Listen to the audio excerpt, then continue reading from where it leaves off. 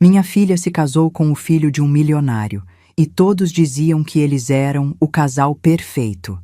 Mas quando eu peguei o buquê e encontrei um bilhete dentro que dizia: "Mãe, por favor, me ajude", eu simplesmente fiquei paralisada. Minhas mãos tremiam tanto que quase deixei o buquê cair no chão de mármore do salão. Rosas colombianas brancas, importadas, perfumadas, envoltas em fita de cetim que custava mais do que meu salário de aposentada.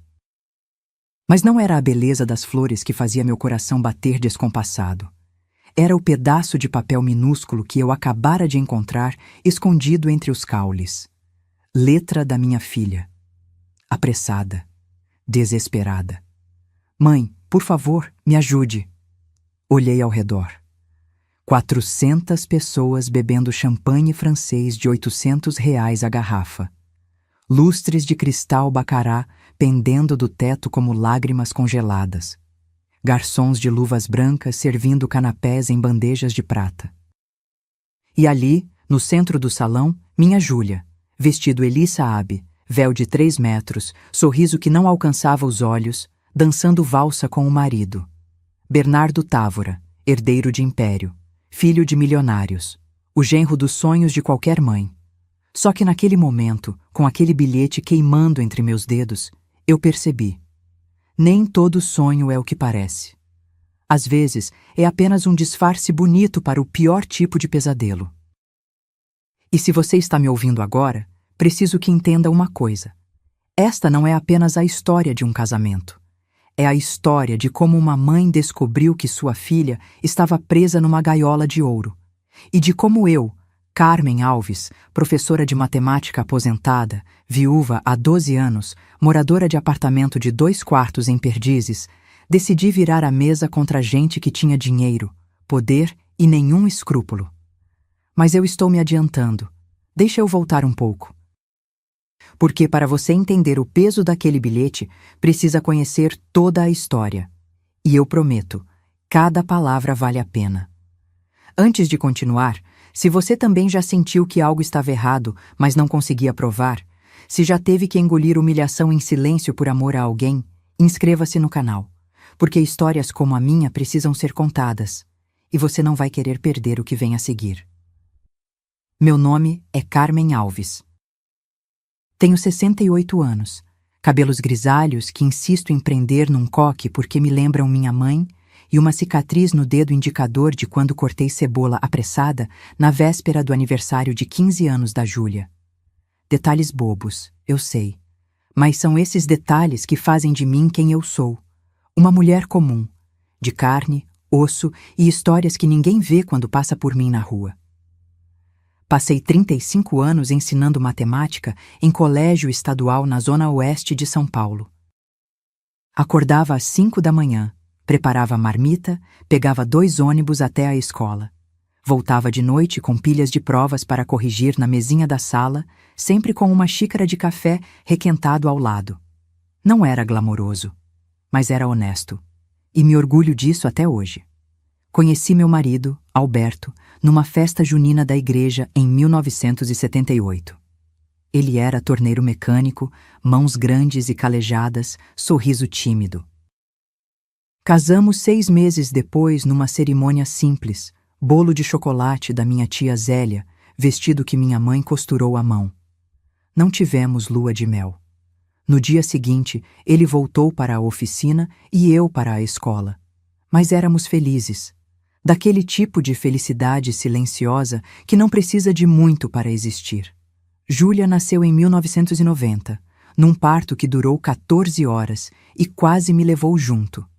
Mas quando colocaram aquele pacotinho chorão nos meus braços, eu soube que tudo tinha valido a pena. Ela tinha os olhos do pai, curiosos, determinados. Desde pequena, era daquelas crianças que perguntavam por quê, para absolutamente tudo. Me enchia de orgulho e de exaustão ao mesmo tempo. Criamos ela com pouco, mas com muito amor. Não tínhamos dinheiro para viagens ou roupas de marca, mas ela nunca passou fome, nunca dormiu sem um beijo de boa noite, nunca estudou sem que eu estivesse ali ajudando com o dever de casa. Alberto trabalhava dobrado para pagar a escola particular. Dizia que educação era o único tesouro que ninguém podia roubar. E ele estava certo. Em 2013, tudo desmoronou. Alberto começou a emagrecer, perder o apetite, reclamar de dores nas costas. Quando finalmente o convenci a ir no médico, já era tarde. Câncer no pâncreas. Estágio avançado. 5 meses depois, eu estava vestida de preto, segurando a mão da Júlia no velório, tentando não desabar na frente dela. Ela tinha 23 anos, acabara de se formar em administração e estava perdendo o pai. Os anos seguintes foram uma névoa. Eu me agarrei à rotina. Escola, casa, contas. Júlia conseguiu emprego numa multinacional, área de compras. Começou a ganhar bem, melhor do que eu jamais ganhei. Quis me ajudar com dinheiro, mas eu recusei. Sempre recusei. Não queria que ela sentisse que tinha obrigação. Ela já tinha dado tanto só por existir. Júlia se tornou uma mulher linda, não só por fora, cabelos castanhos lisos, olhos expressivos, corpo esbelto, mas por dentro, gentil, responsável. Sonhadora. Trabalhava muito, saía pouco, vivia entre escritório e casa. Eu chegava a me preocupar. Filha, você precisa viver, namorar, curtir sua juventude. Ela sorria e dizia que estava bem assim, que ainda não tinha encontrado ninguém especial. Até que encontrou. Ou melhor, até que ele a encontrou. Era uma noite de quinta-feira, outubro de 2023. Júlia chegou em casa com um brilho diferente no olhar. Sentou comigo no sofá desgastado da sala, segurou minha mão e disse: Mãe, conheci alguém. Meu coração deu um pulo. Finalmente, minha filha estava se abrindo para o amor de novo. Depois de tanto tempo focada só no trabalho, ela merecia ser feliz. Merecia alguém que a fizesse sorrir do jeito que ela estava sorrindo naquele momento. Ele se chama Bernardo, ela continuou, os olhos brilhando como eu não via há anos. É gerente comercial na empresa parceira da nossa. Inteligente, educado, engraçado. Ela falou por 20 minutos seguidos. Eu só ouvia, sorrindo, sentindo aquele calor de mãe que vê a filha feliz. Não tinha como saber. Não tinha como imaginar que aquele nome, Bernardo Távora, seria o começo da maior dor que eu veria minha filha passar, e que eu, de alguma forma, teria que salvá-la de um buraco que ela ainda nem sabia que estava cavando. A primeira vez que vi Bernardo Távora pessoalmente foi numa sexta à noite, 3 semanas depois daquela conversa no sofá. Júlia tinha me avisado no almoço. Mãe, hoje vou levar ele para jantar em casa. Quero que você conheça. Passei a tarde inteira numa ansiedade nervosa. Limpei o apartamento 3 vezes, troquei a toalha da mesa, fiz lasanha, a receita que Júlia amava desde criança. Coloquei meu vestido azul marinho, o mais bonito que eu tinha, passei batom. Queria causar boa impressão. Queria que ele visse que minha filha vinha de uma família de bem, mesmo que simples. Quando a campainha tocou às 7h30, sequei as mãos no avental e fui abrir a porta com o coração acelerado. Bernardo estava ali, alto, cerca de 1,85 m, terno cinza impecável, sem uma ruga, sapatos de couro italiano que brilhavam sob a luz fraca do corredor, cabelo castanho penteado para o lado com gel, perfume caro que eu não saberia nomear, mas que tomava conta do ambiente. Sorriso branco, dentes perfeitos. Segurava uma garrafa de vinho tinto com rótulo em francês. Dona Carmen, é um prazer enorme conhecê-la, ele disse, estendendo a mão. Aperto firme, polido, ensaiado. O prazer é meu, Bernardo. Entra, fica à vontade. Júlia entrou atrás dele, radiante. Vestido verde musgo, salto discreto, cabelo solto, ela estava linda e feliz. Tão feliz que doía um pouco, porque eu sabia que felicidade assim era frágil. Durante o jantar, Bernardo foi impecável, elogiou a lasanha 3 vezes. Perguntou sobre minha carreira como professora, pareceu genuinamente interessado quando contei sobre os 35 anos de magistério. Falou sobre o trabalho dele, sobre viagens que tinha feito. Lisboa, Miami, Buenos Aires, lugares que eu só conhecia por fotos. E sua família, Bernardo? Perguntei, servindo mais vinho. Júlia me disse que seu pai é empresário. Algo mudou no rosto dele. Só por um segundo, uma sombra nos olhos. Mas logo o sorriso voltou, impecável como antes. Isso mesmo. Meu pai, Otávio Távora, trabalha com importação de equipamentos industriais. Minha mãe, Heloísa, Bem, ela cuida da casa, das questões sociais da família. São pessoas ocupadas, mas tenho certeza que vão adorar conhecer a Júlia. E a senhora também, claro? Claro. A palavra ficou suspensa no ar. Não soou como convite, soou como protocolo. Quando eles foram embora, perto das 11, Júlia me abraçou na porta. E então, mãe, o que achou? Eu queria ser sincera. Queria dizer que tinha sentido algo estranho, algo que não conseguia nomear. Mas olhei para aqueles olhos brilhando de esperança e não tive coragem. Ele parece um bom rapaz, filha, educado, atencioso com você. Eu sabia que você ia gostar. Ela me beijou na testa. Semana que vem, ele quer que eu conheça os pais dele. Estou nervosa, mãe. E se eles não gostarem de mim? Impossível não gostar de você, Júlia. Você é incrível. Mas enquanto eu fechava a porta e voltava para a cozinha para lavar a louça, aquele incômodo continuava. Não era nada concreto. Bernardo não tinha feito nada de errado. Pelo contrário, tinha sido o genro perfeito. Talvez fosse justamente isso que me incomodava. Perfeição demais. Sorriso perfeito. Palavras perfeitas. Gestos perfeitos. Como uma peça de teatro onde todos os movimentos são marcados. Onde nada é espontâneo. Enxuguei o último prato e olhei pela janela da cozinha.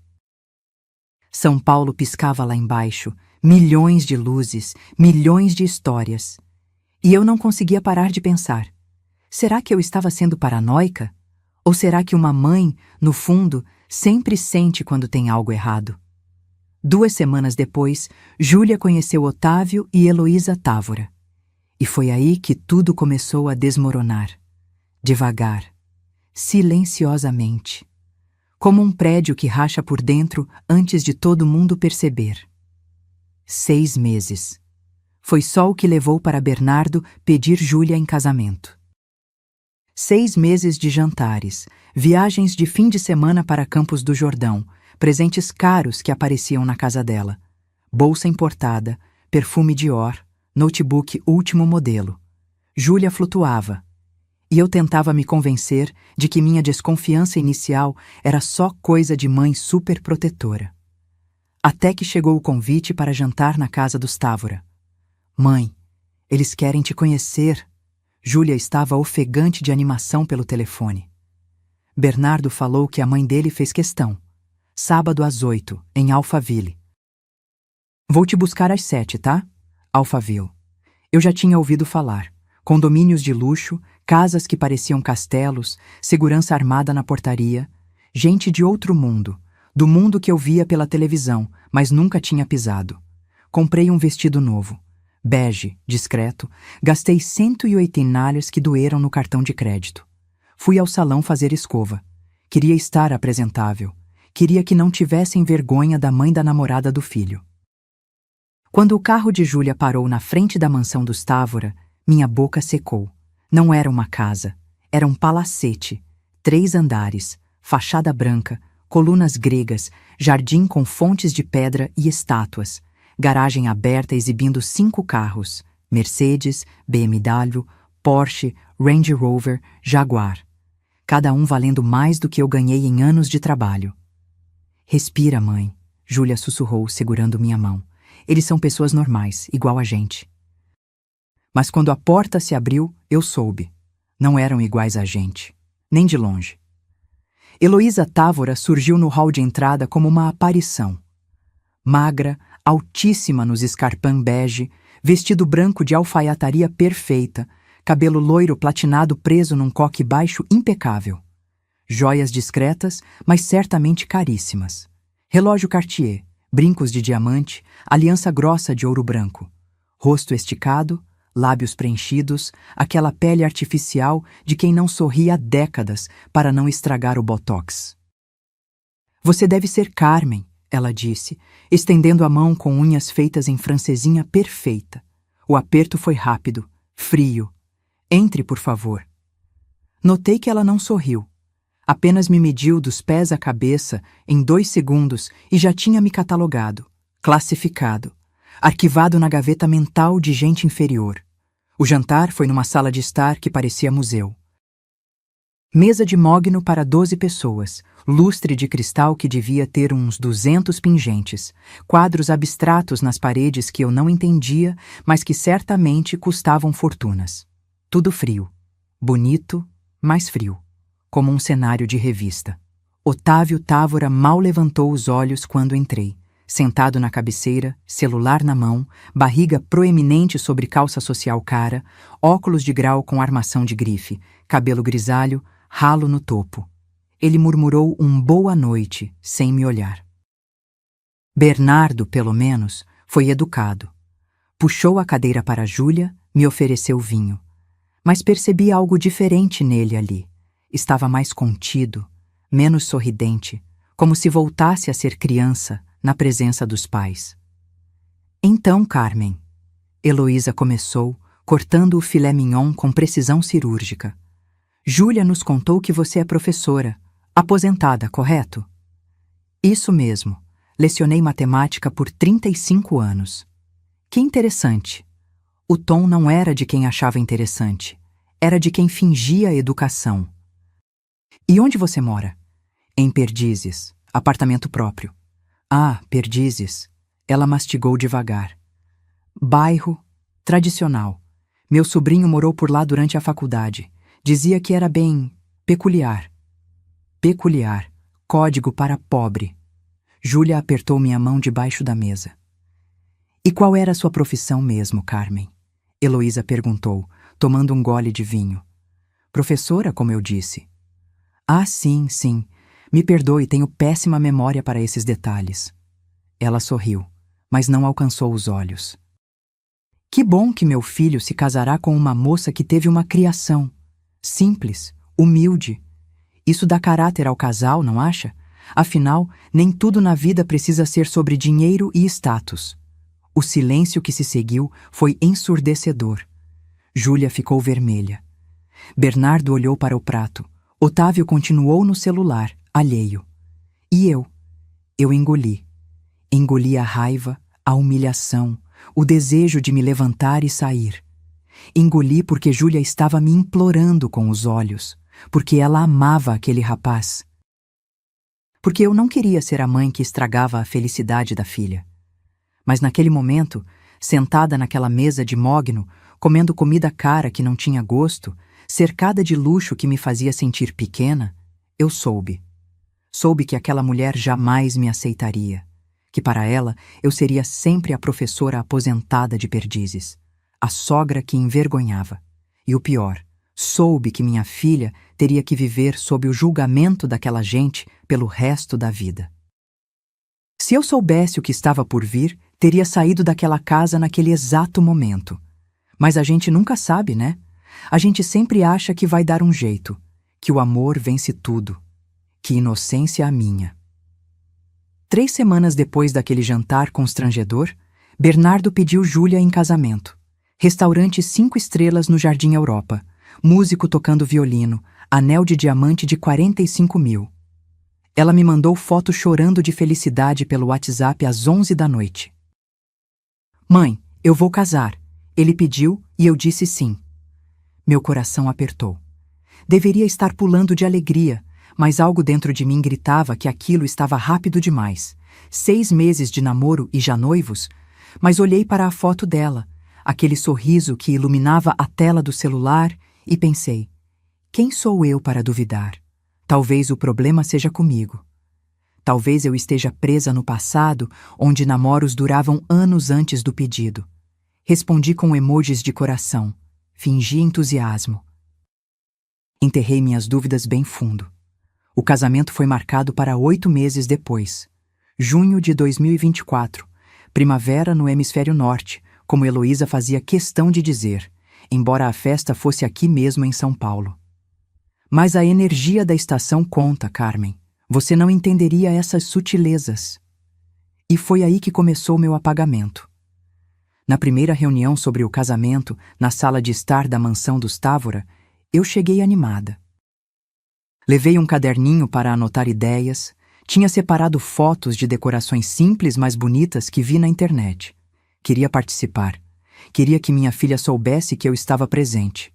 Heloísa estava sentada num sofá bege impecável, iPad no colo, óculos de grau Prada na ponta do nariz.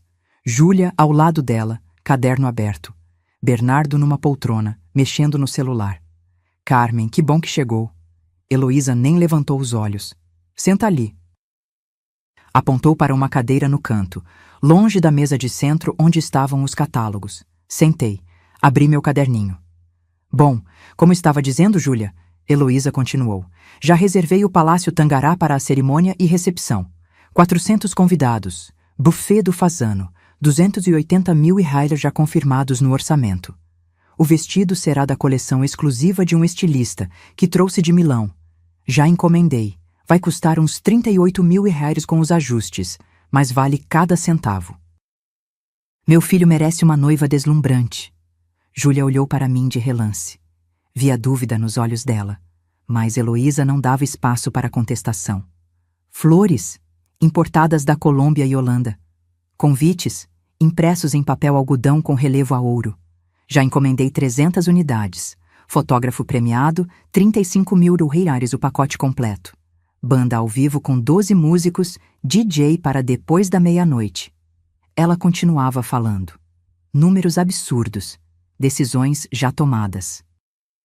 Eu apertava o caderninho no colo, sentindo ele ficar cada vez mais inútil. E a Carmen? Eu tentei, a voz saindo mais baixa do que eu queria. Ela não vai poder opinar em nada? Heloísa finalmente me olhou. Sorriu.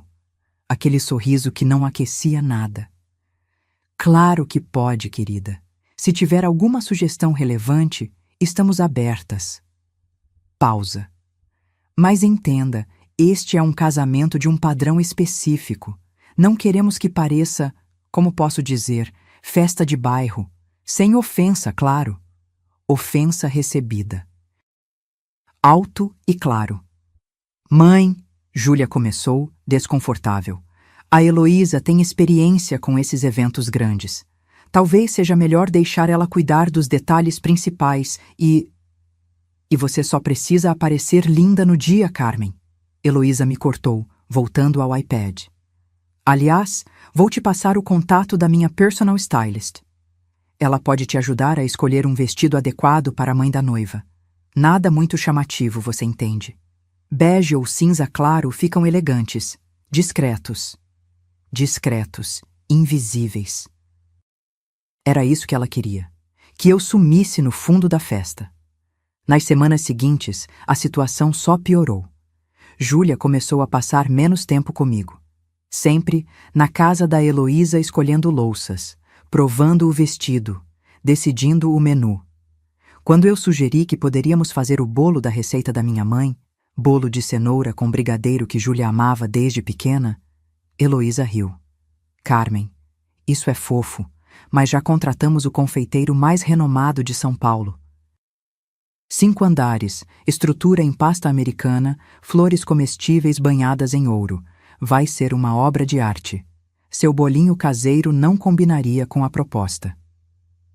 Bolinho caseiro. Ela chamou a receita da minha mãe, transmitida por 3 gerações, de bolinho caseiro. Júlia não defendeu. Só baixou os olhos. E eu? Eu continuei engolindo. Engolindo porque não queria ser o problema. Porque não queria que Júlia me visse como a mãe encrenqueira que não aceitava o novo mundo dela. Mas cada vez que eu ia dormir, a pergunta martelava na minha cabeça. Quando foi que eu perdi minha filha? Quando foi que ela deixou de ser a Júlia, que comia bolo de cenoura na cozinha comigo, e virou a noiva que concordava com tudo que aquela mulher mandava? E a resposta mais assustadora de todas. Será que eu ainda teria forças para trazê-la de volta? Ou será que era tarde demais? O dia 15 de junho de 2024 amanheceu ensolarado. Céu azul sem nuvens. Aquele tipo de dia perfeito que parece encomendado. E talvez tenha sido.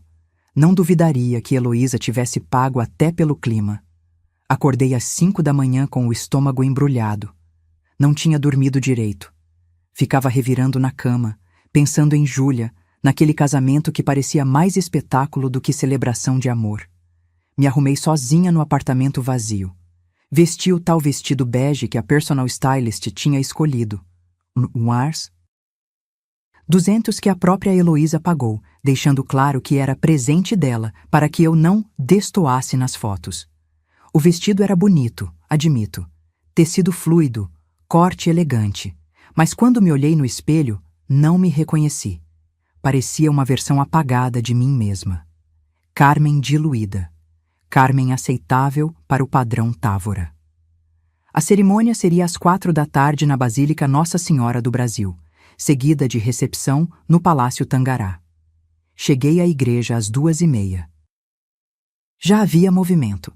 Floristas ajustando arranjos gigantescos de rosas brancas, orquídeas e lírios, seguranças de terno preto com ponto na orelha, fotógrafos testando equipamentos. Procurei por Júlia. Disseram que ela estava num dos salões dos fundos se arrumando. Fui até lá. Bati na porta.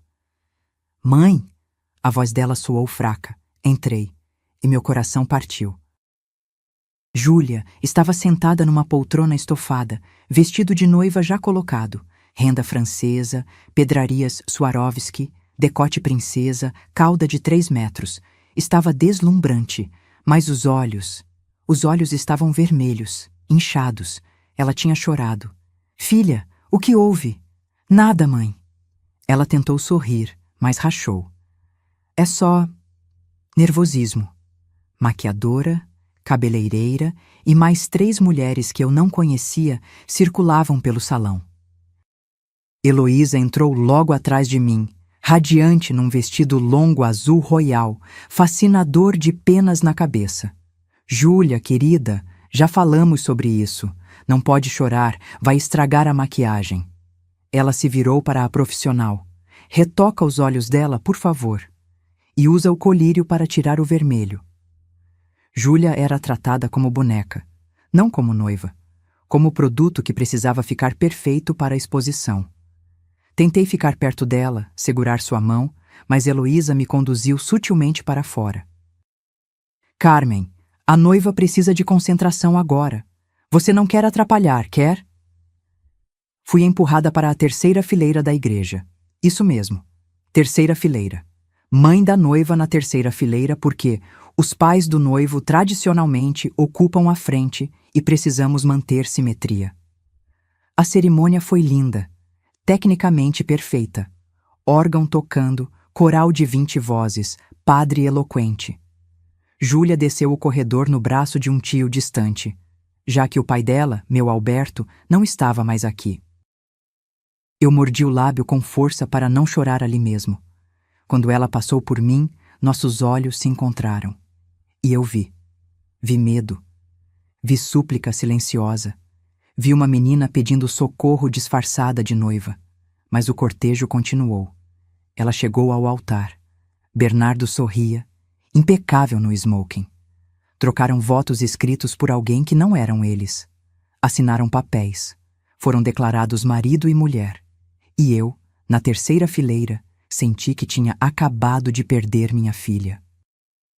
A recepção no Palácio Tangará foi ainda mais surreal. Salão imenso, mesas decoradas com arranjos de 3.000 reais cada, champanhe Moet jorrando, garçons em coreografia sincronizada servindo camarões, ostras, salmão defumado.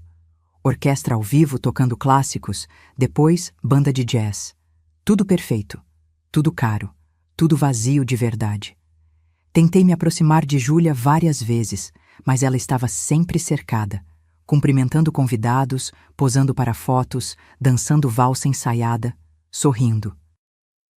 Sempre sorrindo. Foi só quando ela jogou o buquê que conseguimos um momento.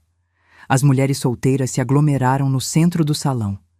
Júlia subiu no pequeno palco montado para o momento. Segurou o buquê. Rosas colombianas brancas, perfeitas, perfumadas, e virou de costas. Jogou. O buquê voou em arco alto e caiu direto nas minhas mãos. As outras mulheres aplaudiram, riram. Heloísa comentou algo sobre "Isso é sinal de segundas chances, Carmen", com tom de deboche. Mas eu não estava prestando atenção, porque quando segurei o buquê, senti algo estranho, rígido demais entre as hastes. Levei o arranjo comigo até o banheiro. Tranquei a porta. Vasculhei entre as flores com dedos trêmulos. E então encontrei papel minúsculo, dobrado 1000 vezes, escondido com fita adesiva transparente num dos caules. Abri com mãos que tremiam tanto que quase rasguei tudo. Letra de Júlia. Apressada. Borrada. Como se tivesse sido escrita às pressas, talvez chorando. "Mãe, por favor, me ajude. Ele não é quem diz ser. Não posso falar agora. Finjo estar bem. Encontre a caixa de veludo azul no fundo da minha antiga gaveta. A verdade está lá. Te amo. J." Minha visão embaçou. O chão pareceu se mexer sob meus pés. Segurei na pia de mármore para não cair. Minha filha estava pedindo socorro. No dia do próprio casamento. E eu tinha ficado sentada na terceira fileira sem fazer nada. Saí do banheiro tentando controlar a respiração. O bilhete queimava no bolso do vestido bege. Voltei ao salão. Procurei Júlia com os olhos. Ela estava na mesa principal, conversando com convidados, Bernardo ao lado com a mão possessiva na cintura dela. Quando nossos olhares se cruzaram por um segundo, ela desviou rápido. Mas eu vi. Vi o pavor. Aguentei até o final. Aguentei o bolo de 5 andares sendo cortado, os discursos melosos, a dança dos noivos que parecia comercial de margarina. Aguentei até Júlia e Bernardo saírem em carro decorado rumo ao hotel. Partiriam para a lua de mel nas Maldivas na manhã seguinte. Despedi-me rapidamente de Heloísa, que mal me olhou. Otávio já tinha ido embora há 1 hora. Peguei um Uber e dei o endereço do meu apartamento. Durante todo o trajeto, segurei o buquê no colo como se fosse uma criança. O motorista tentou puxar conversa sobre como tinha sido bonito o casamento. Respondi com monossílabos. Cheguei em casa às 3 da madrugada. Pés inchados do salto, cabeça latejando, coração despedaçado. Mas não tinha tempo para desmoronar. Tranquei a porta, joguei a bolsa no sofá e fui direto ao quarto que tinha sido de Júlia. Ela tinha levado quase tudo quando se mudou para o apartamento que Bernardo alugou para eles em Moema, 2 meses antes do casamento, para já irem se acostumando, segundo Heloísa. Mas alguns móveis ficaram. A cama de solteiro onde ela dormiu a vida inteira, a estante com livros da faculdade. E a cômoda antiga de madeira escura que tinha sido da minha avó. Acendi a luz, ajoelhei na frente da cômoda, mãos tremendo comecei a abrir gavetas. Primeira gaveta, vazia. Segunda, algumas roupas velhas, camisetas do colégio. Terceira, álbuns de fotos da infância. Eu e Alberto com Júlia bebê, aniversários, formaturas. Quarta gaveta, mais vazia ainda. Última gaveta, a mais funda. Puxei. Guarda-roupas de inverno que ela não usava mais. Tirei tudo. Bati no fundo da gaveta, procurando fundo falso como nos filmes. E então senti. Uma tábua solta. Levantei com cuidado. Embaixo, enrolada num pano de prato velho, uma caixa de veludo azul marinho. Pequena, do tamanho de uma caixa de joias. Peguei com mãos que tremiam tanto que quase deixei cair. Sentei no chão frio do quarto. Respirei fundo. Abri. Dentro, um pendrive preto. 3 recibos bancários dobrados. E uma carta. Manuscrita. Com a letra de Júlia.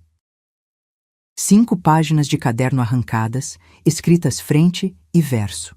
Comecei a ler. E a cada linha, meu mundo desmoronava. Mãe, se você está lendo isso, é porque conseguiu meu recado. Perdão por fazer dessa forma, mas não tinha outra saída. Estou escrevendo isso 1 semana antes do casamento. Não durmo há dias. Choro no banho para ninguém ouvir. Estou presa, mãe. Presa numa armadilha que eu mesma ajudei a construir. Lágrimas começaram a borrar minha visão. Continuei lendo. Descobri quem Bernardo realmente é há 2 meses. Foi num sábado. Ele tinha saído para encontrar amigos. Deixou o celular carregando na sala. A tela acendeu com mensagem. Vi o nome, Alessandra. Coração com emoji. Te amo. Não aguento mais fingir. Abri o celular. Eu sabia a senha. Ele nunca escondeu. Minha mão voou para a boca. Eram centenas de mensagens, mãe. Centenas. Eles estão juntos há 5 anos. 5. Desde antes de me conhecer. Tem fotos dos dois viajando, jantando na cama. Tem conversas onde eles riem de mim. Chamam o casamento de teatro necessário.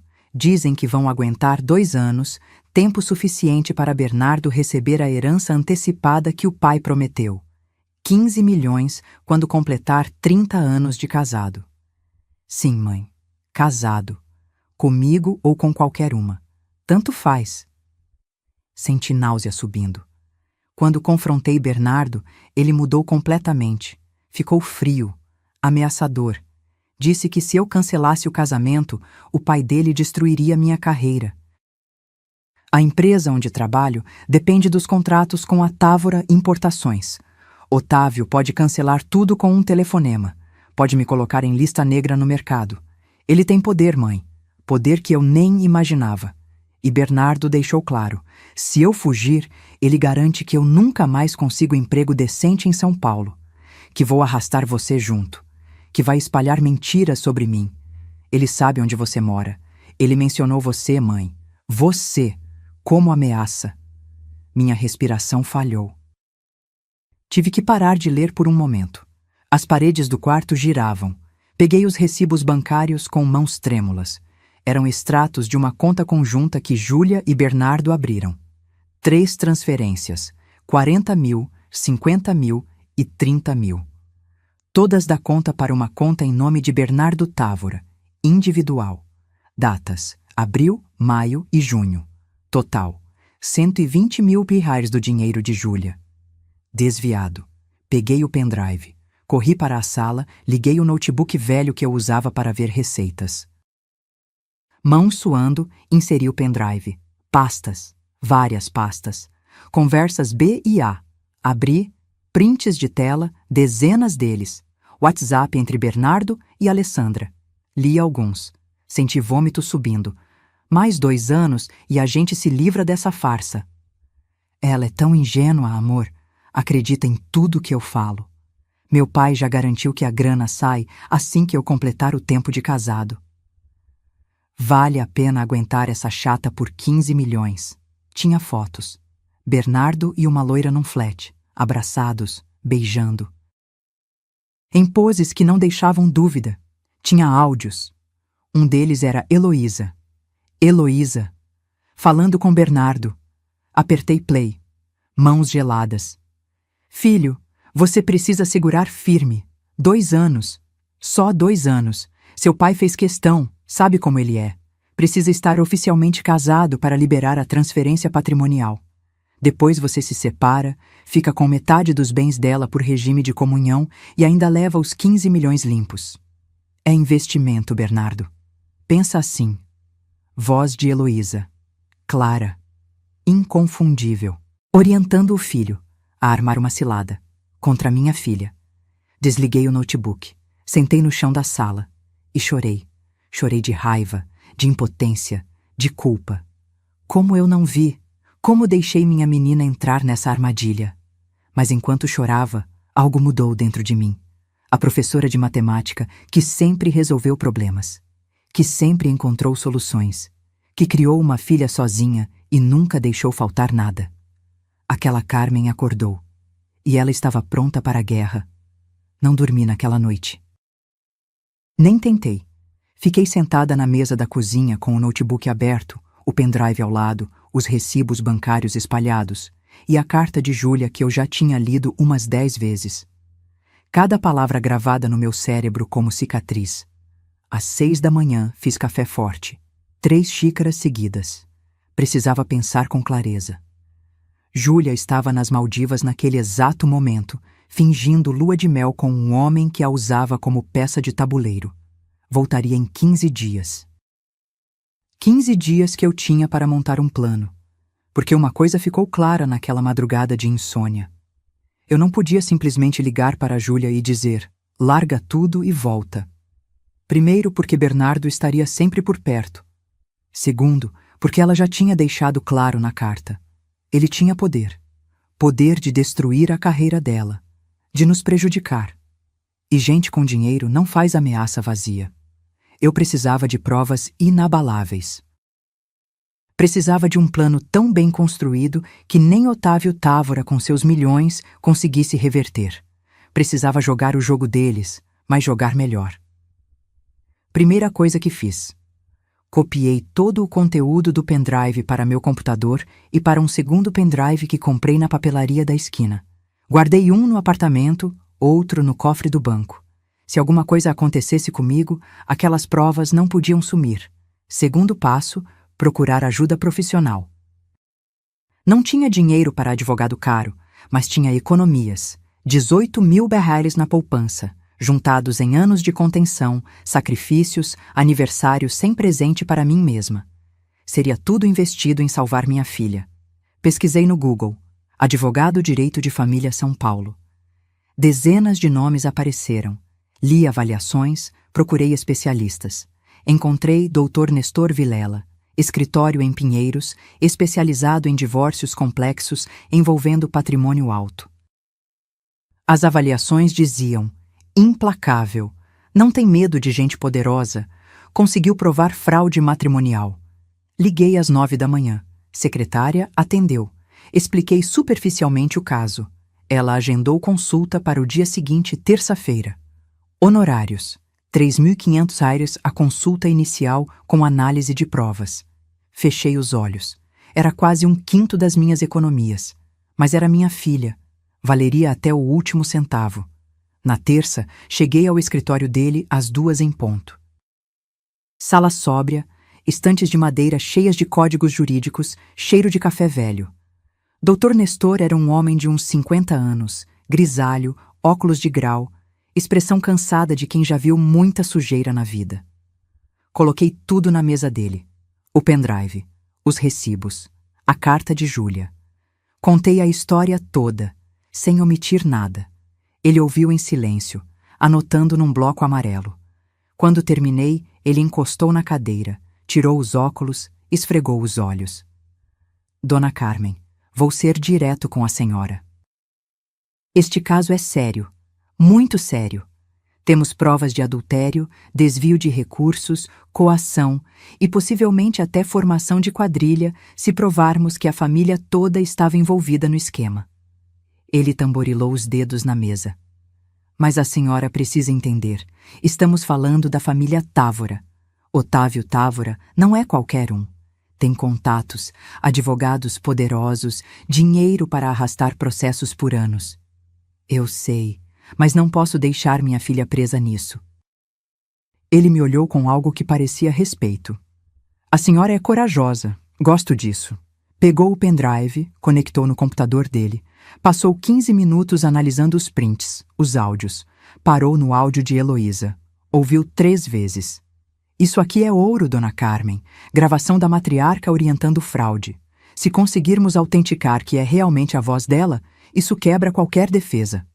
Ele fechou o arquivo. Mas precisamos de mais. Precisamos de provas financeiras do lado deles.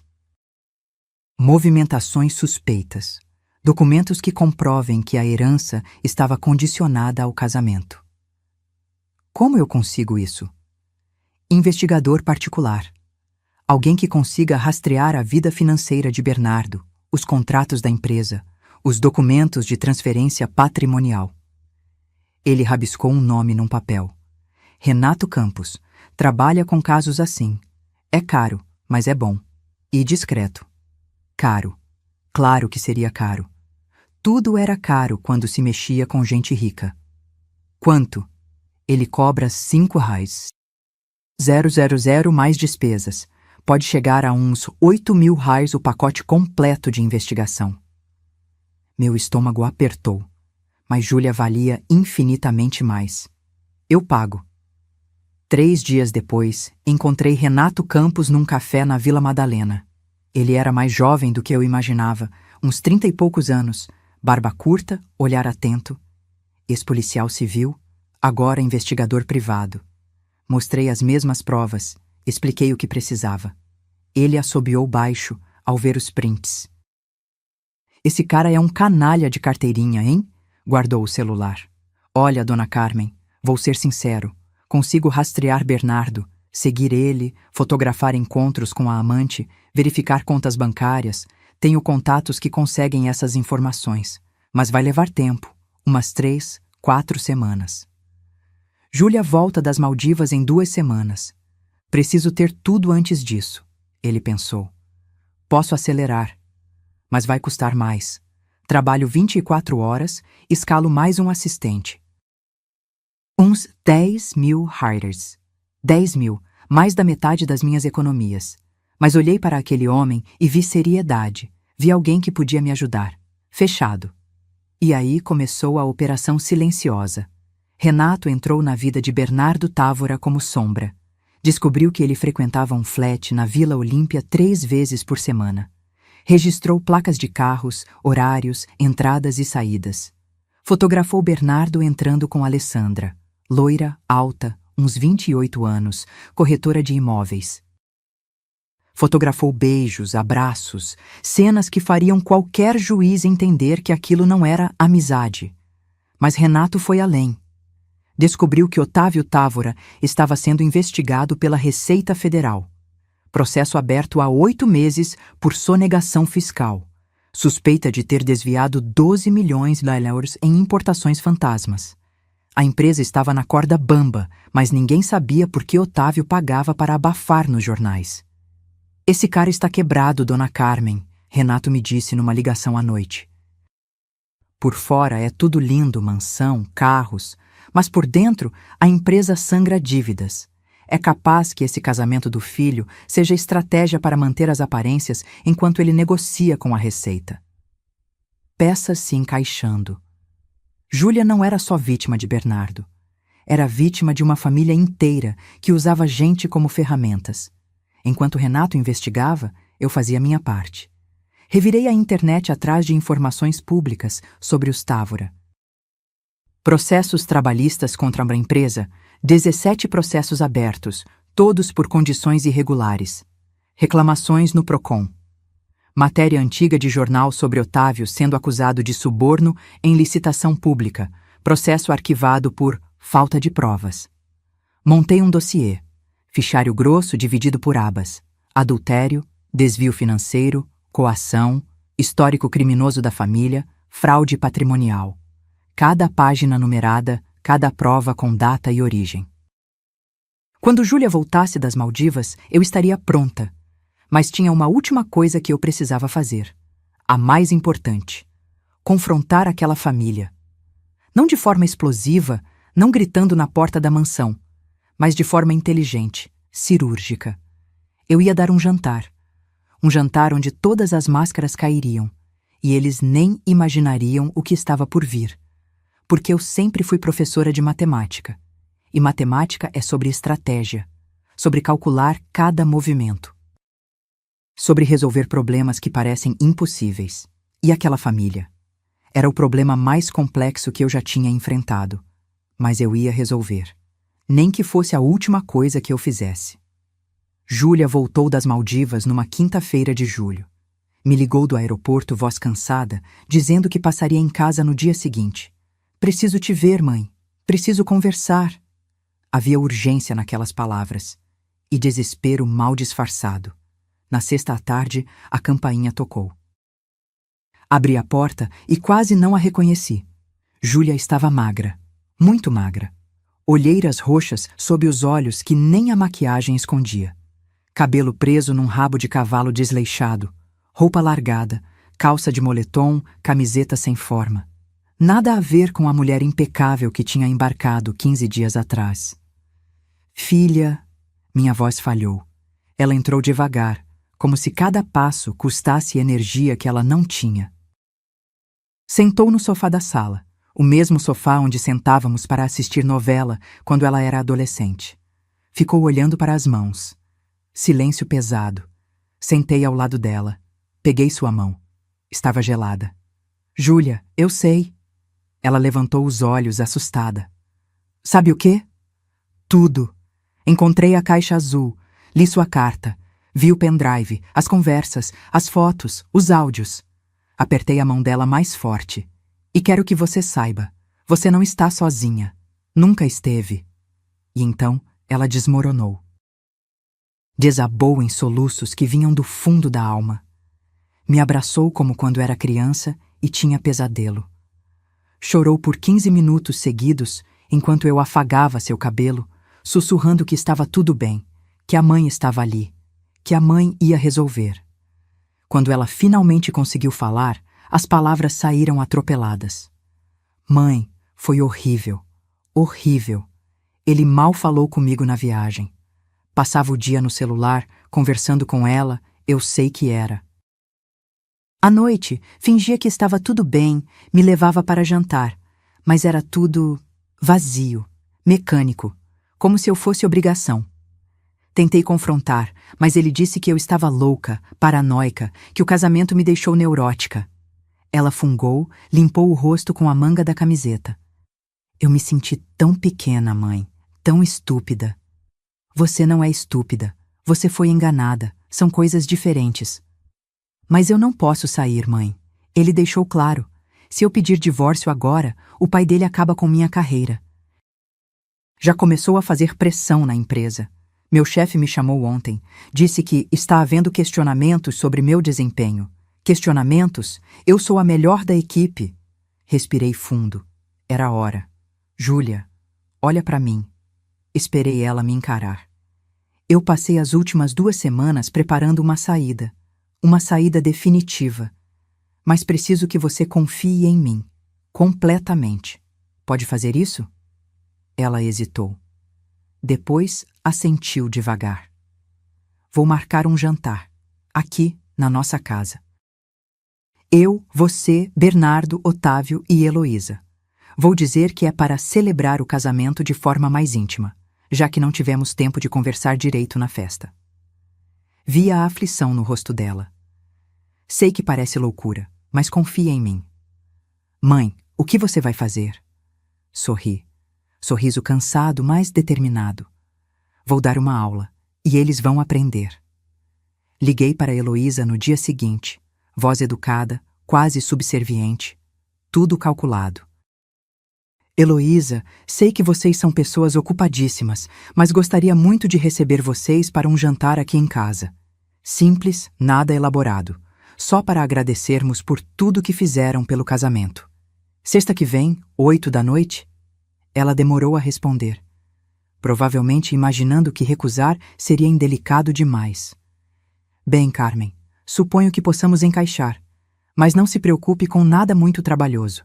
Não estamos acostumados com refeições simples, mas faremos uma exceção. Engoli a ofensa. Obrigada, Heloísa. Será especial, podem ter certeza. Os dias seguintes foram preparação. Comprei projetor portátil, 850 em 12 vezes no cartão. Instalei na sala, testei 1000 vezes para ter certeza que funcionaria. Copiei todos os arquivos do pendrive para a apresentação em PowerPoint. Fotos, prints, áudios sincronizados, tudo cronometrado ao segundo. Dr. Nestor me orientou. Dona Carmen, quando revelar as provas, grave tudo. Use o celular escondido. As reações deles podem servir como evidência adicional. Comprei um suporte de celular discreto, posicionei na estante com visão total da sala. Renato me entregou o relatório final de investigação 2 dias antes do jantar. Pasta preta, 120 páginas. Fotos recentes de Bernardo com Alessandra. Eles tinham se encontrado 4 vezes só na última semana, enquanto Júlia estava destruída em casa.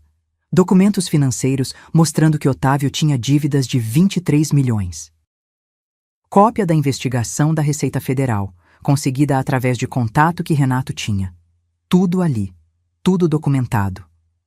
Na sexta-feira, acordei às 6, limpei o apartamento até brilhar.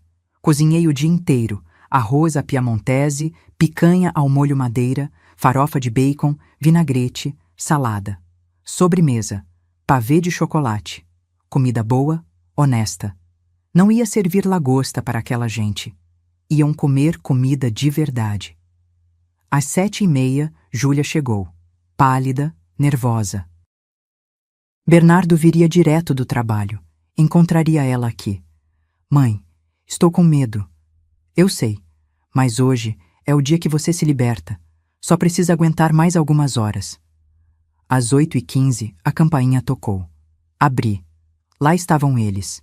Heloísa de calça alfaiataria branca e blusa de seda preta. Otávio de blazer azul marinho sobre a barriga proeminente. Bernardo de camisa social cinza, manga dobrada, sorriso de propaganda de creme dental. Carmen, que gentileza sua nos receber. Heloísa entrou analisando o apartamento com o olhar de quem avalia imóvel para demolir. Que acolhedor. Acolhedor. Código para pequeno e ultrapassado. Servi vinho, garrafa de 45 arrares do supermercado, nada de rótulo francês. Otávio torceu o nariz, mas bebeu. Jantamos. Conversa forçada sobre a lua de mel, sobre o trabalho, sobre nada que importasse. Bernardo estava atencioso com Júlia na frente dos pais. Segurava a mão dela, chamava de amor, teatro perfeito. Quando terminamos a sobremesa, levantei. Gostaria de mostrar uma coisa para vocês.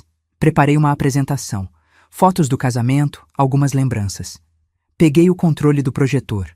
Júlia, apaga a luz? Ela obedeceu. A sala ficou na penumbra, só o brilho do projetor na parede branca. Não precisava desse trabalho todo, Carmen. Heloísa começou, entediada. Ah, mas eu fiz questão. Apertei o botão. A primeira imagem apareceu na parede. Não era foto do casamento, era print de conversa. Bernardo e Alessandra.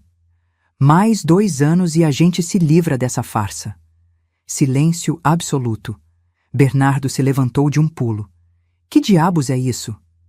Senta, Bernardo. Minha voz saiu mais firme do que eu esperava. A aula ainda não terminou. Próximo slide. Foto dele com Alessandra no flat, beijando. Mãos onde não deviam estar. Heloísa ficou branca. Otávio largou a taça de vinho. Carmen, desligue isso agora. Heloísa gritou, levantando. Ainda não. Avancei. Prints. Dezenas deles. Conversas planejando como usar Júlia, como pegar a herança, como se livrar dela depois. Júlia chorava em silêncio ao meu lado, mas não saiu. Ficou firme. Próximo slide. Extrato bancário. 120 mil reais desviados. Isso é invasão de privacidade, Bernardo berrou. Isso é crime. Minha voz cortou o ar. Desvio de recursos conjugais, adultério, coação. Último slide. O áudio de Heloísa. Apertei play. A voz dela encheu a sala. Filho, você precisa segurar firme. 2 anos. Só 2 anos. Quando terminou, Heloísa estava em pé tentando arrancar o cabo do projetor da tomada. Não se atreva, gritei. E ela congelou, porque naquele momento não era mais a Carmen submissa. Era a Carmen que criou uma filha sozinha, que sobreviveu, que lutou. Vocês usaram minha filha, armaram uma fraude e acharam que eu ia ficar quieta. Júlia se levantou, voz tremendo, mas firme. Eu quero o divórcio, e se vocês tentarem me prejudicar, essas provas vão para a imprensa, para a Receita Federal. Para cada cliente da empresa de vocês. Otávio ficou roxo. Você não tem coragem. Não? Peguei a pasta preta da estante. Joguei na mesa. Aqui está tudo. Suas dívidas, a investigação fiscal, os processos trabalhistas. Tudo. O silêncio que se seguiu foi glorioso. E pela primeira vez em meses, vi minha filha respirar. Heloísa foi a primeira a recuperar a voz. Mas não foi o tom arrogante de sempre. Foi algo quebrado, desesperado. Você não pode fazer isso. Isso é extorsão. Extorsão? Dei um passo à frente. Extorsão é ameaçar acabar com a carreira da minha filha se ela não continuasse nesse casamento fraudulento. Extorsão é desviar 120 mil blehares da conta dela. Isso aqui? Apontei para a parede onde ainda estava projetada a última imagem. Isso é justiça. Bernardo estava pálido, suor escorrendo pelas têmporas. Olhou para Júlia com algo que tentava ser súplica. Amor, você não entende. Essas conversas são tiradas de contexto. Alessandra é só amiga. Sempre foi. Essas fotos... Cala a boca. Júlia cortou. Sua voz estava diferente. Firme. Inteira. Eu li cada conversa, Bernardo. Cada mensagem. Você chamou nosso casamento de teatro necessário. Disse que eu era ingênua e chata. Planejou me usar por 2 anos só para pegar dinheiro do seu pai. Ela deu um passo em direção a ele. Você me fez acreditar que estava louca, que era paranoica, que o problema era eu. Bernardo tentou tocar no braço dela.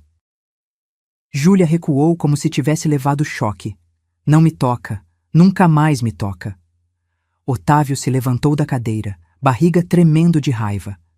Vocês vão se arrepender disso. Eu vou destruir vocês. Tenho advogados, tenho conexões. Você tem a dívida de 23 milhões e uma investigação federal nas costas.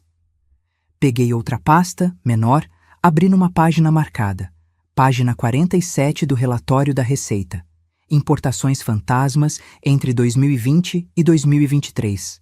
Notas fiscais falsas. Empresas de fachada registradas em paraísos fiscais.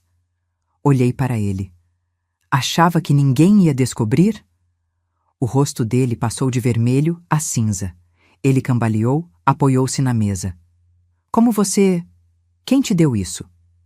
Não importa. O que importa é que tenho. E se vocês não aceitarem o divórcio nos termos que vamos estabelecer, agora, cópias disso vão para todos os clientes da Távora Importações, para os bancos, para os jornais. Cruzei os braços. Imagina a manchete. Empresário milionário fraudou o casamento do filho para desviar a atenção de sonegação fiscal. Seus contratos vão evaporar em 48 horas.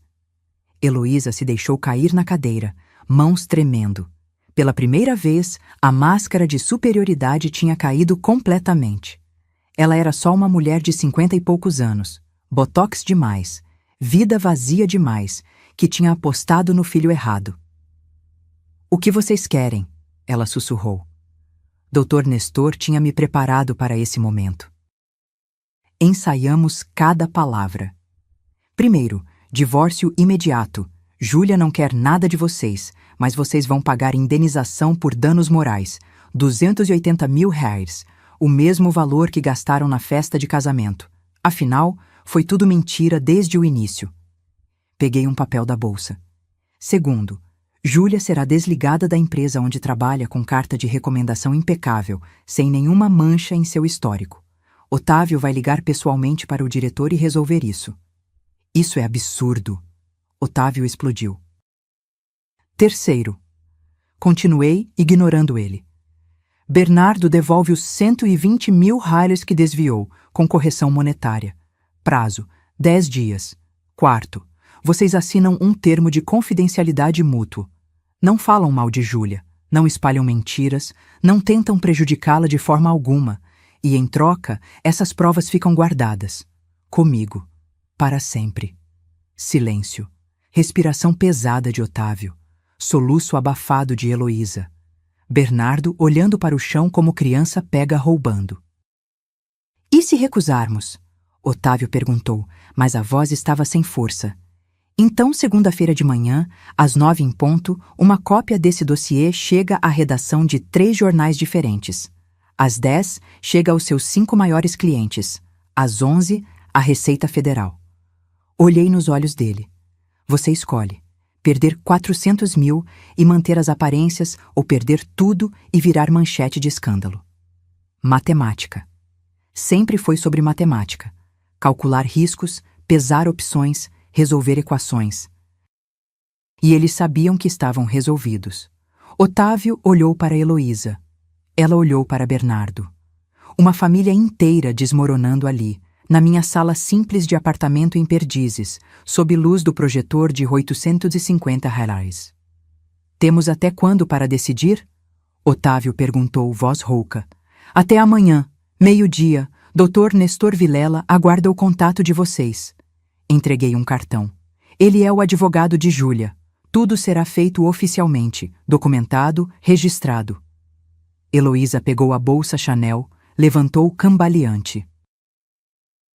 Vamos, Otávio. Bernardo. Precisamos conversar. Olhou para mim com ódio puro. Você vai se arrepender. Não, respondi. Quem vai se arrepender são vocês. Toda vez que olharem no espelho e lembrarem que perderam para uma professora aposentada de Perdizes. Eles saíram em silêncio. Bernardo foi o último. Parou na porta, olhou para Júlia uma última vez. Eu realmente gostei de você no começo, ele disse baixinho. Antes de tudo isso virar negócio. Sai daqui, Júlia respondeu, sem raiva. Sem dor. Só cansaço. E não volta nunca mais. A porta fechou. O silêncio que ficou era diferente. Não era pesado, era leve, como o ar depois da tempestade. Júlia se virou para mim. Lágrimas escorrendo, mas um sorriso começando a se formar nos cantos da boca. Mãe, você fez isso. Você realmente fez isso. Nós fizemos, filha. Você foi corajosa. Você ficou firme. Ela me abraçou, apertado, daquele jeito que abraçava quando era pequena e tinha medo de trovão. E eu segurei minha menina, minha Júlia, que tinha sido tão machucada, mas estava inteira de novo. Naquela noite, dormimos as duas no sofá da sala. Ela com a cabeça no meu colo, eu afagando o cabelo dela. Televisão ligada em algum programa que nenhuma de nós assistia de verdade. E pela primeira vez em meses, ela dormiu sem pesadelos. No sábado ao meio-dia, o telefone tocou. Doutor Nestor. Dona Carmen, eles aceitaram. Todos os termos. Vão assinar segunda-feira. Fechei os olhos. Respirei fundo. Obrigada, doutor. Não, obrigada à senhora. Em 20 anos de advocacia, nunca vi uma mãe montar operação tão perfeita. Ele riu. A senhora deveria ter sido advogada. Sou professora, e professores sabem planejar, doutor. Sabem planejar muito bem. Desliguei.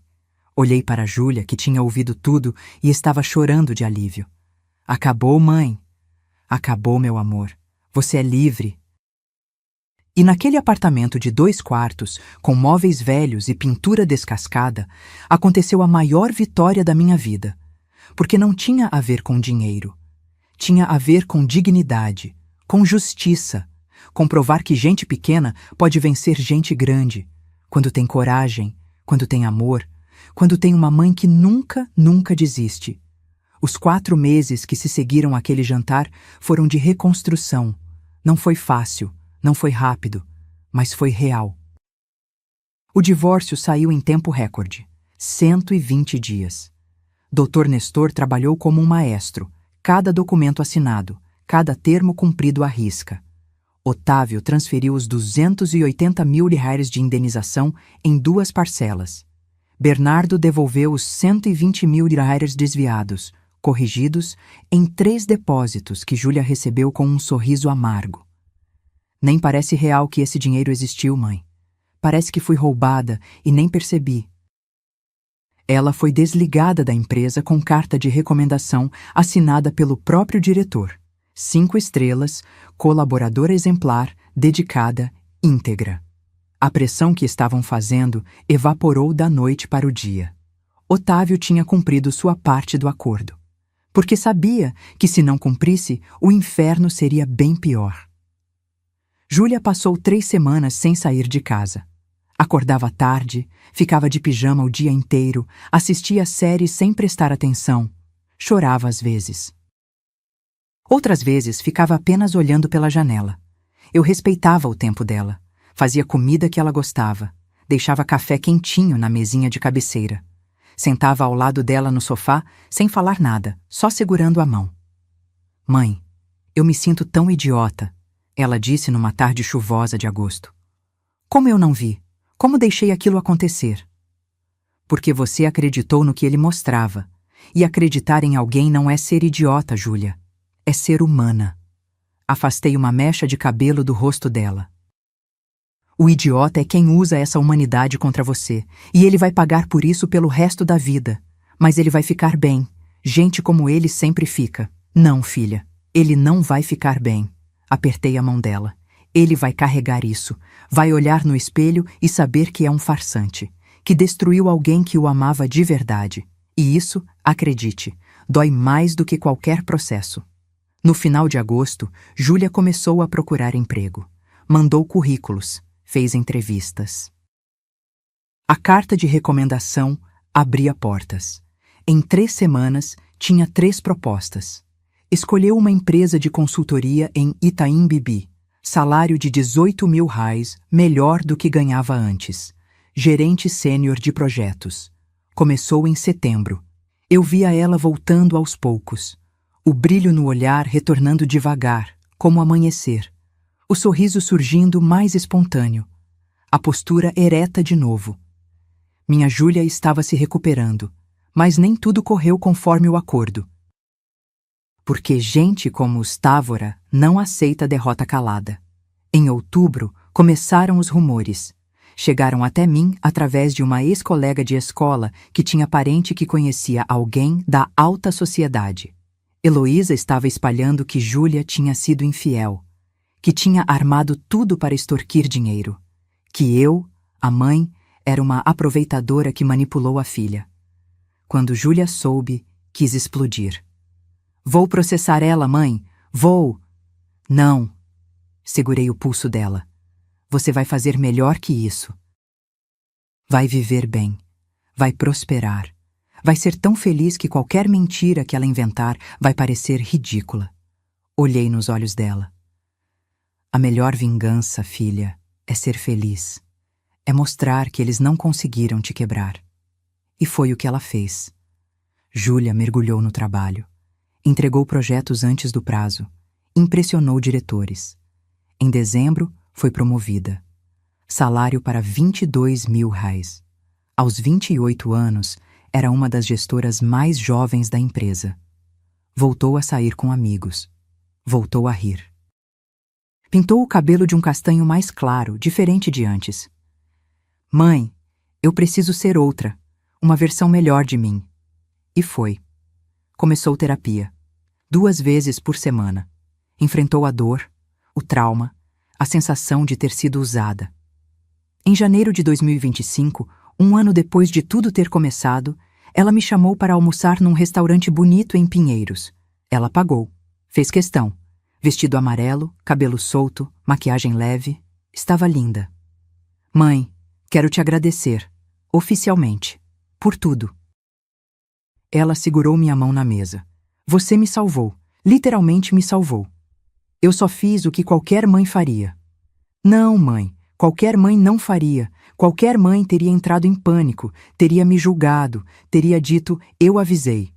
Você montou um plano, contratou advogado, investigador, gastou suas economias, enfrentou gente poderosa. Lágrimas nos olhos dela. Você é a mulher mais forte que eu conheço. Eu não me sinto forte, Júlia. Eu só fiz o que precisava ser feito. E é por isso que você é forte. Naquele momento percebi. Não era só Júlia que tinha crescido.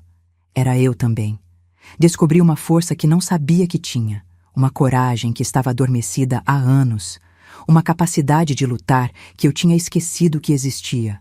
Quanto aos Távora. Bem, o destino tem formas engraçadas de equilibrar as coisas. Em novembro de 2024, a investigação da Receita Federal finalmente fechou o cerco. Otávio Távora foi obrigado a fazer acordo. Pagou 9 milhões diários em multas e impostos atrasados. A empresa perdeu 3 dos 5 maiores contratos. Começou a demitir funcionários. A mansão em Alphaville foi colocada à venda em fevereiro de 2025. 7 milhões e meio, mas até agora ninguém comprou. Bernardo perdeu o cargo na empresa. Otávio o demitiu. Por má conduta e prejuízo à imagem da família, segundo boatos. Ele tentou abrir consultoria própria, faliu em 5 meses. Ouvi dizer que está trabalhando como gerente comercial numa empresa média em Santo André. Salário comum. Vida comum. A amante, Alessandra, terminou com ele assim que o dinheiro secou. Surpresa para ninguém. Heloísa tentou me ligar uma vez. Foi em dezembro, véspera de Natal. Número privado, mas eu sabia que era ela. Atendi. Carmen, podemos conversar? Como mulheres adultas? Pode falar. Longa pausa. Respiração pesada. Eu queria pedir desculpas pelo que fizemos, com sua filha, com você. Foi errado. Fiquei em silêncio, esperando. Eu estava desesperada. Otávio estava afundando a empresa. Precisávamos de saída. Achei que o casamento do Bernardo estabilizaria as coisas, daria respeitabilidade. Mas eu não deveria ter usado uma menina inocente. Não deveria. Minha voz saiu calma, firme. Heloísa, eu não aceito suas desculpas, porque você não está arrependida do que fez. Está arrependida de ter sido pega. Se não tivéssemos descoberto, você continuaria usando minha filha como peão. Carmen. A senhora ensinou ao seu filho que pessoas simples, como eu, não têm valor. Que gente com menos dinheiro pode ser manipulada, usada, descartada. Respirei fundo. Mas esqueceu que pessoas simples sabem o que é dignidade, sabem o que é caráter. E no final, isso vale mais do que qualquer mansão em Alphaville. Pausa. Tenha um Feliz Natal, Heloísa. Espero que encontre paz de verdade. Porque dinheiro claramente não trouxe. Desliguei. Júlia, que tinha ouvido tudo da sala, me abraçou. Você é incrível, mãe. Não, filha. Eu sou só uma professora aposentada que aprendeu que lição mais importante não se ensina com giz e lousa. Se ensina com exemplo. Hoje, em novembro de 2025, Júlia mora comigo de novo. Dividimos o apartamento de 2 quartos. Ela paga metade das contas agora, mesmo eu dizendo que não precisa. Mãe, eu quero. É o mínimo. Aos domingos, fazemos o bolo de cenoura da vovó. Aquele mesmo que Heloísa chamou de bolinho caseiro. Comemos assistindo filme ruim na televisão, rindo de besteira. Júlia conheceu alguém novo, um arquiteto chamado Rafael. Simpático, humilde, que veio jantar aqui em casa 3 vezes antes de qualquer coisa séria. Que me olha nos olhos quando conversa.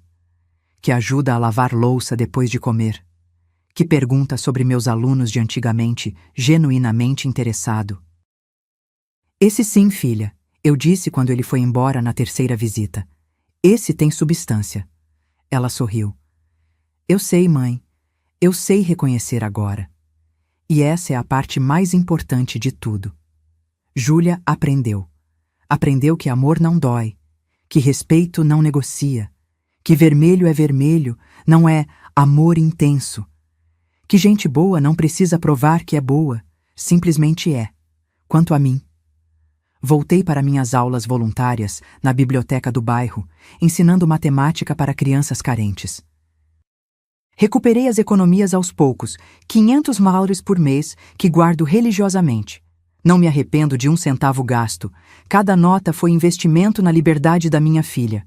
E se eu pudesse voltar no tempo, àquele dia do casamento, ao momento em que peguei o buquê e encontrei o bilhete, eu faria tudo de novo. Cada decisão, cada confronto, cada noite sem dormir planejando. Porque no final, não importa quantos milhões alguém tem, não importa o tamanho da mansão. Não importa se é calça alfaiataria ou jeans da feira. O que importa é o tamanho do seu coração e a força da sua coragem. Eu sou Carmen Alves, professora de matemática aposentada, moradora de Perdizes, viúva, mãe, e a mulher que provou que dá para vencer gigantes com nada além de amor, inteligência e uma vontade inabalável de proteger quem a gente ama. E você, que me ouviu até aqui? Se está passando por algo parecido, se sente presa, se acha que não tem saída, lembre-se, sempre tem. Às vezes, ela está escondida num bilhete dentro de um buquê. Às vezes, está dentro de você, esperando só que você tenha coragem de buscar. Se esta história tocou seu coração, deixe nos comentários de onde você está assistindo. E lembre-se, sua dignidade não se negocia. Nunca. Inscreva-se no canal para mais histórias reais de superação, coragem e justiça. Porque todos nós merecemos finais onde o amor e a verdade vencem. Fim.